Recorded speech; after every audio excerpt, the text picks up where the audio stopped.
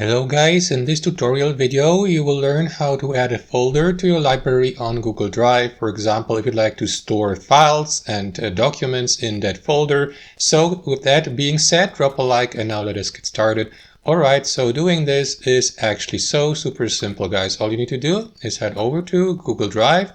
You may do that by entering the address here in the search bar, drive.google.com. Make sure that you're logged in with your associated Google/Gmail account, and basically all you need to do guys is select the location you would like to create the folder in here on the left panel. So for the sake of this tutorial, I'm going to add the folder to my drive. To do that, simply click on that arrow down icon here and you will see all folders the given location contains, which in this case here are these two folders. Now if you click again on that arrow down icon here, you will see the subfolders of the given folder and so on and so forth. So simply select the location.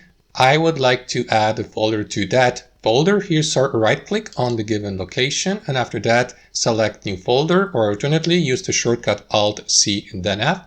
So click on new folder. After that, give your new folder a name. So let me name it, let's say test folder 123. Confirm by clicking on create here.